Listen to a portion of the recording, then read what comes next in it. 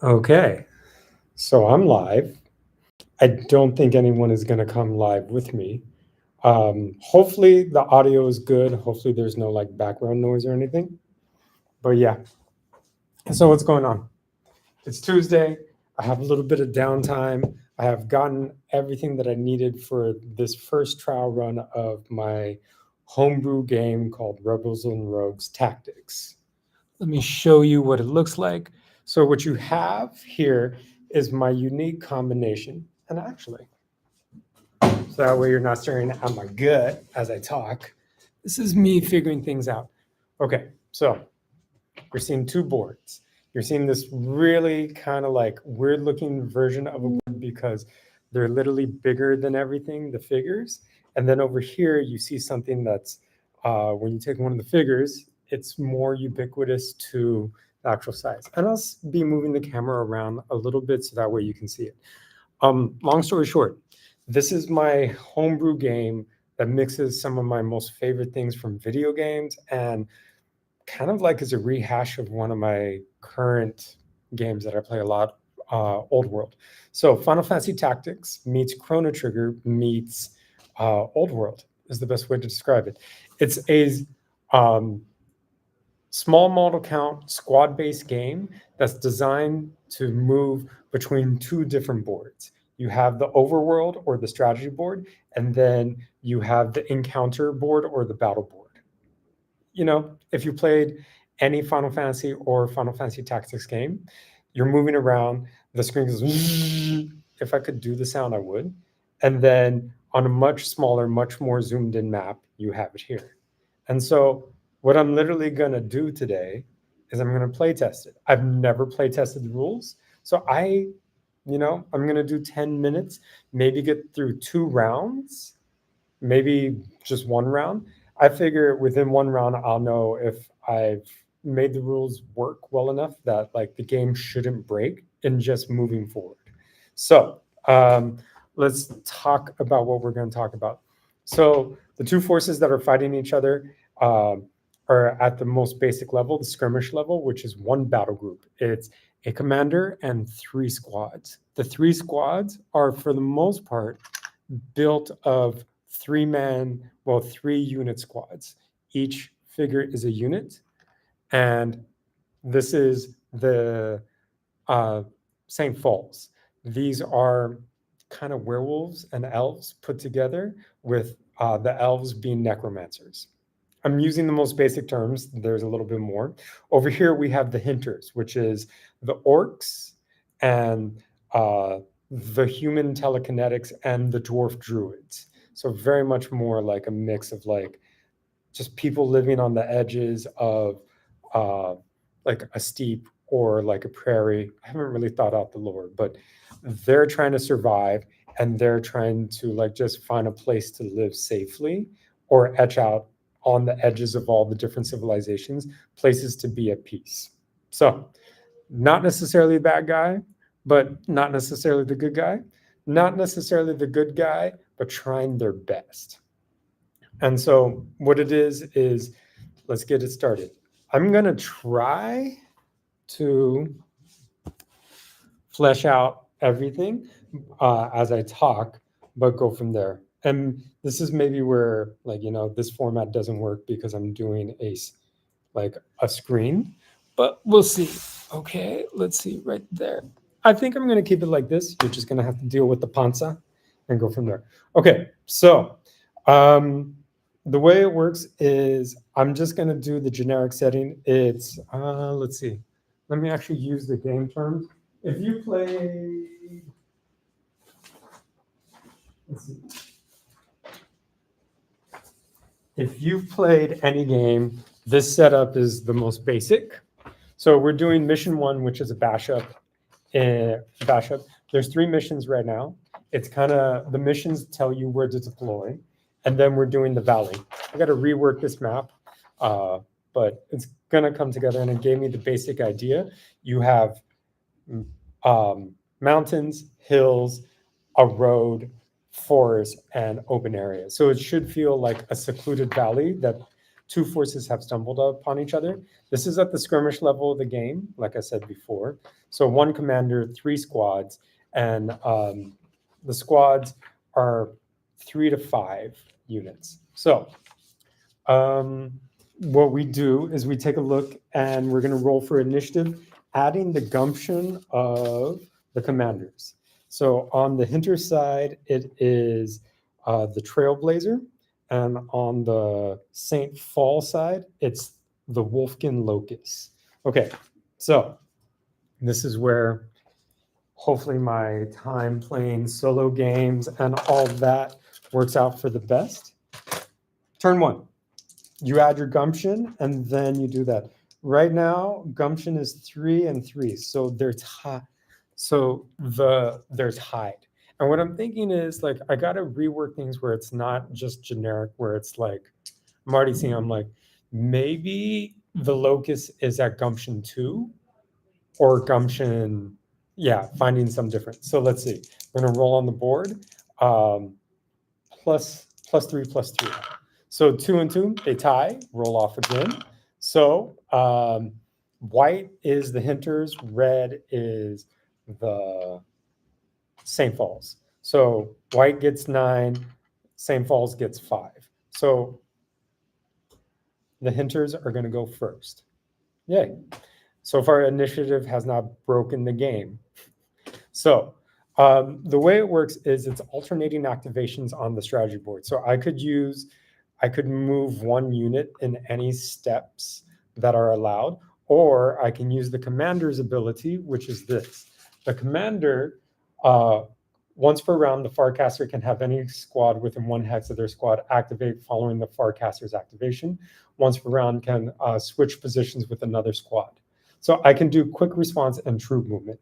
And then on the strategy map, the Farcaster, or Farcaster should be Trailblazer. I got to change that. Typo. The Trailblazer can draw from any squads within 1 hex, any 2 units of their choice. So they can bring units to them to fight in a combat. What I think I'm going to do, and I'm already noticing, like, why not have it? Let's see. Okay, quick response. So once per round, can have any squad within 1 hex. Switch.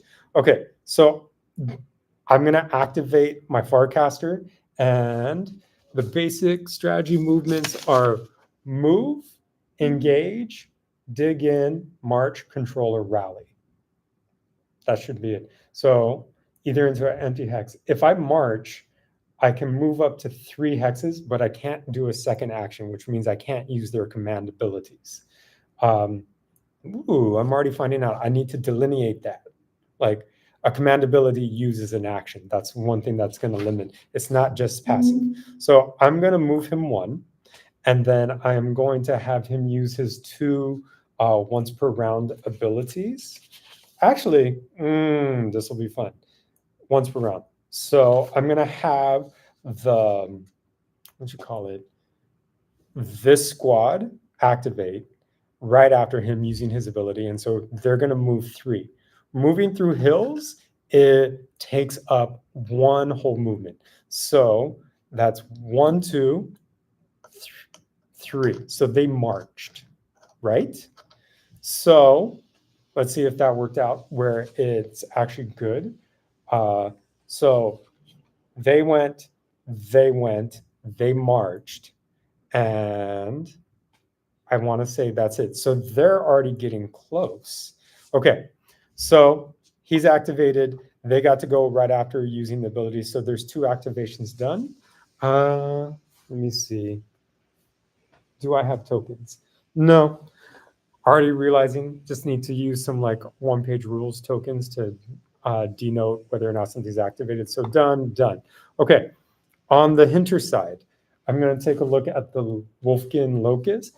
In the fray, once per round, can give 1 squad containing a Wolfkin unit 2 extra attacks. Old Reliable on the ship can spend their 2 actions to give all squads with +2 gumption. So he doesn't get them moving, he just buffs them up like he's a rabble rouser. The Hinters are designed to be played like they're a movement army. They're going to try to flank you. They're going to try to get in the charge first. They're fast.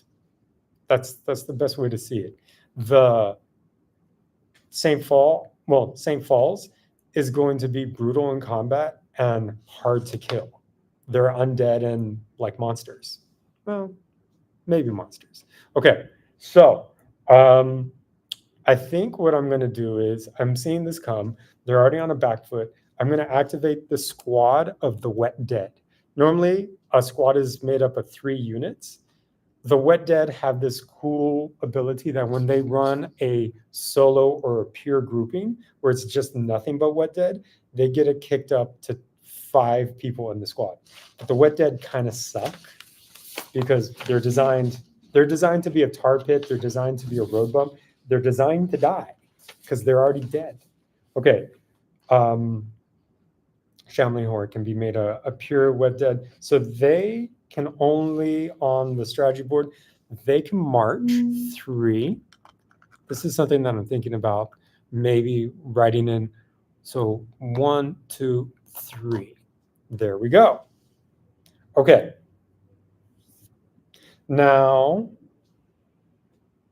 how are you going to do this? Okay, so this is an interesting take. I didn't even realize it. They're using the road because going through the forest is actually harder. Maybe, you know what? They're going to get attacked. So they move here 1, 2, 3. So they're just going to be right here. Take off the trees or have the trees right there. So that way it's clear that they're there. Move 1 tree out. Let's see if you can see it. I think it'll be cool. So right there. Yeah, okay. That might be a terrible shot, but that should work. Okay. Oh, I keep doing that because bending over is starting to hurt the back, so that might stop. Okay, so they activated. Now it's my turn. They activated because that's their ability. They're in the forest right now, so I think I'm going to move this. 1. I'm starting to notice. Okay, 1. So this is where something that is breaking the movement. Can I have them move through each other? And I think I can. It's you can move through friendly units. So 1, 2, 3. Okay, they're done. So I'll have my locust move up here, done. And then these guys will go 1, 2, 3. So approaching slowly. So it's creating a unique funneling aspect, but I do like it. Okay, so these guys are going to march 1, 2, 3. Okay. These guys are going to march 1, 2, and then they're going to be sneaky and try to go in here. So I think when entering hilly terrain, I'm going to make the basic rule of you can enter it, but to pass through it, you have to give up 2 actions. So to pass through a hex, you can enter it and end on just 1 action, or you can leave on 1. Yeah, that's a good note. Okay, so that was turn 1. Everything's moved. It's very much a jockeying position. Let me take a picture of this because I feel like this is good.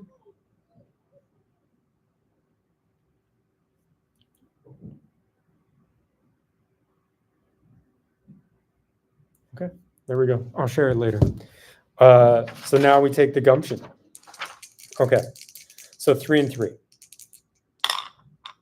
Okay, so 5 and 5, they keep tying. Let me roll it here. So, Jesus. Second tie. 4 and 2. So let's see. So 4 and 2. Yeah, it's again. It's again this turn. So we're going to do something interesting. Okay, on forest. Oh, this is going to be interesting. Let's just do the basics. So I'm already getting into the weeds of strategy. So I could operate this unit and charge them, and then they're going to do that. It would have actually been great for the Wolfkin Locust to activate first, because he could have moved up, used his abilities to buff everything, and then just whatever's happening is going to happen. Okay, it's 15 minutes. I got to be present to that, and then we'll go from there. Let's just get into the fray of this. Okay, so they're gonna, okay, so charging or engage. If an enemy is within 2 hexes, the friendly squad can move into engagement range. Engage bonuses. If a unit is able to flank an enemy squad, need to do that, it receives plus. If a unit is able to engage an enemy from directly behind, it's +3 damage. Okay, dig in. A squad can hunker down, march. Okay, control. Okay, so here we go. I think it makes sense. They're going to go after here, because even though they're defenders, they might actually do something. So, boom, it goes here. They encounter. I take a look at the mission map. It's not the valley. It's not mission 1. This is now the battle board map. And the reason why I didn't like this was because I wanted to do open ground. Forest, I just need to print out more, but I could easily just fill it up with these and go from there. So, open ground. So there's a gumption test. Highest gumption versus highest gumption. We're taking a look at, this is where I'm going to learn very quickly whether this makes or breaks. Okay, so I charged my, next time I'm going to cut these out. Okay. Wise one, Wolfkin, editor, Hinter, Sprinter. Okay, Shield Bearer, Gumption 2 versus Gumption 1. Let's see. I think that's the Revenant, St. Paul's Revenant, and Gumption 2. And then there's a Predator, and then the Elder. Ooh, okay. So it's 2 versus 2. Okay, so the Hinters keep winning the rolls. So they get to go first. They get to be the attacker and defender. So even when you charge, if your gumption is higher or you score or roll higher, you get to choose who's attacker and defender. Because just because something charges, you still get the bonuses for charging, but that doesn't mean that the enemy didn't respond quickly enough to get an attack back. So let's see. We're going to do it like this. Grab these two. They can set up in any of these 2 squares. So we're going to do it like this. And then they can set up in any of the 3 squares. So placing 1, I feel like this is impassable. So they have to. Okay. So human shield bearers, they move 2. Now we're switching to the attack rounds. So they're going to move. This is the on this board. And let me see if I can't do this. And I think this might be it. So first encounter. So they're right here. Yeah, right there. They're right here. I think that would be fun to take out, but I don't want to do that because I kind of want this to be like this. Or we could do it like this. This is one thing that I like about the board. It can be adjusted. Although that doesn't make things better. I'll just do it like this. Okay, there we go. Yeah. So they're going to be here. They're going to be here. Okay. The actions for this basic movement is 2 squares, sprint, basic movement +1, attack, basic attack. So you can move, and as long as you can get into a different square, so it's like this. This moves into the square, now they're engaged. It's not square to square. So they're going to move first. In this first turn, there's only 2 turns that they get to do. It's going to be moving really fast. So let's say this. 1, 2. Okay. And then, so 1, 2, they're just going to come around. So there's that. Okay. Then it's their turn to move. If there was range, they could make an attack, but there's not. So let's see. I'm going to have the wise one move. Let's see what the Revenant does. I've been doing all this. Okay, Bloodsucker, Wolf King Commander, no. Wet Dead, Young Pup, Revenant, Predator, Elder. Okay, Revenant, Soul Sucker. If placed with the Wet Dead, the Revenant can destroy. Or maybe I'll take a look later. But we'll just pretend it's like that. Okay, so Wolfkin Predator 2, Revenant 2. So they can all move, but the Elder can only move 1. So they're fast. So what they're going to do, and this is where maybe I made a bad choice. So the Elder is going to move 1. The Revenant's going to move 2 and attack these guys. And then, boom. I think I'll allow diagonal to save time, although orthogonal means movement's more important. So we'll figure that out. Okay, so movement right there. So 2. So the Revenant actually got to move into combat with them because moved within 2, and that is charge. Can choose to spend its 2 actions to do a more powerful attack. The attacker increases their chances. Okay, so I'm just doing an attack. I didn't get to charge. You can charge. Okay, increases the hitting by 1. I have to rethink that. Okay, so can choose to spend its 2 actions by defending itself, increases defense die. Yeah, okay. And that lasts for 1 turn. I'm starting to really understand, like, if this is an action, how does it last if they're not the first to go? Okay, so she's going to attack one of the shield bearers. The Revenant has 4 close combat dice. 4 close combat dice. And the bearer has 3 defend dice on a 4+. So there might be a wound, there might not be. Okay. So here we go. Ooh, I forgot this. Okay, so 3 dice for the shield bearer, and then 4 dice on the Revenant. Okay. Yeah, 4 and 4s. Okay, so it's 4s and 4s. So rolling.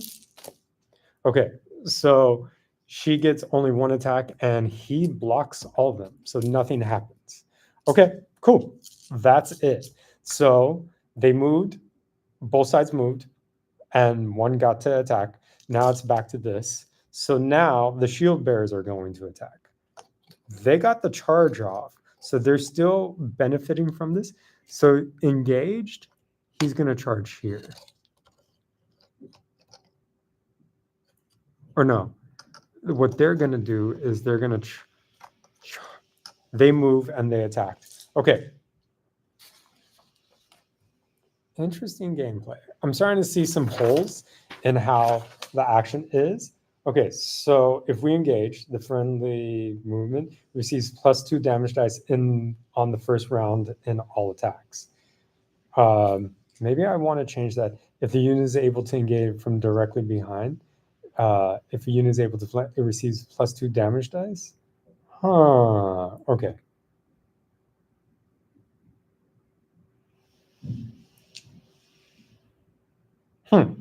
Okay. Adjustments to make it more powerful. Let's see.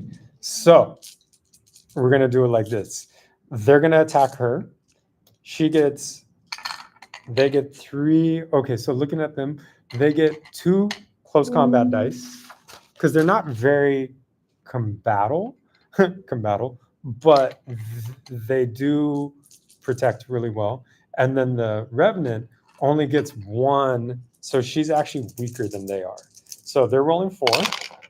And let's see, that's cocked. Okay, so 1 wound. So even though they rolled more, because of my terrible dice rolling, she has a chance to live, but she needs a 6+.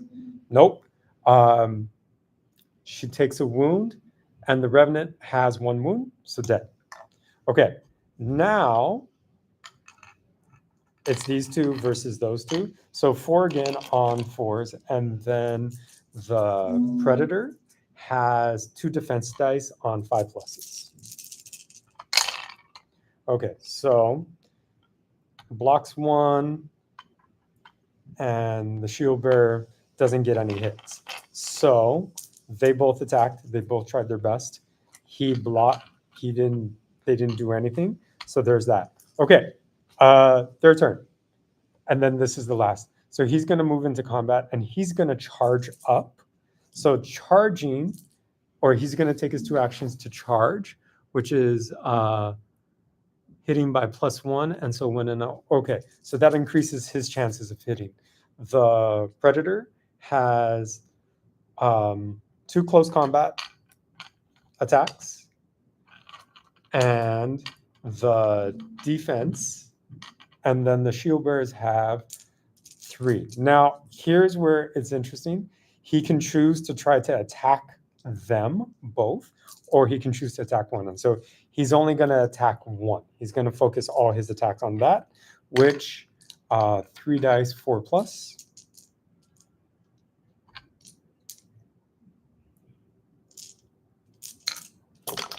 Okay, so he gets 2 hits and blocks 1, so that guy dies.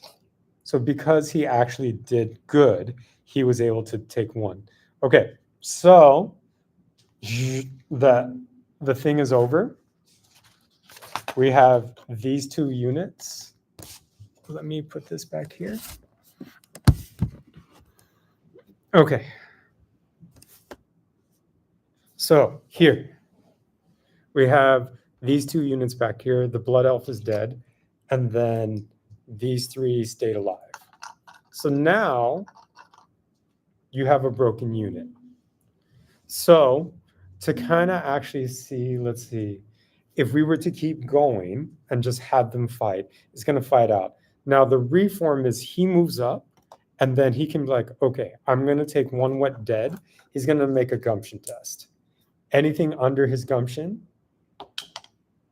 or over his gumption, I got to figure out, is it, if the gumption is higher, is it good on leadership tests? So yeah, that was round 2, 1 turn of combat, and then we're going to keep going.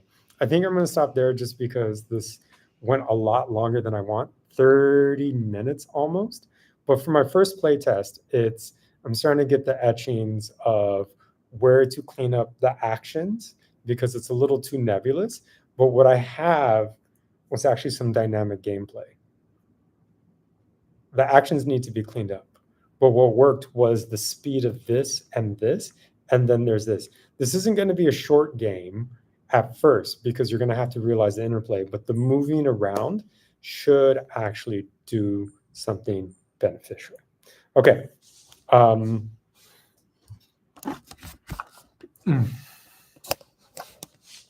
What do I think? Needs a lot of work, has a lot of promise. And this is my first play test ever of the rules as they work. I'm proud of myself. So yeah, if you watch this and you got all the way through this, please leave feedback. This is my first playtest video ever. So 1, did the video itself work? Did you enjoy how I narrated it? Does it sound like a weird and fun game? Because I expect it to be weird to a lot of people because I've never seen any war game played out on 2 different boards. It's not a gimmick. It's how do I recreate Final Fantasy Tactics? How do I recreate all the video games that I love, but in analog form? So here we go. All right. 3, 2, 1, bye.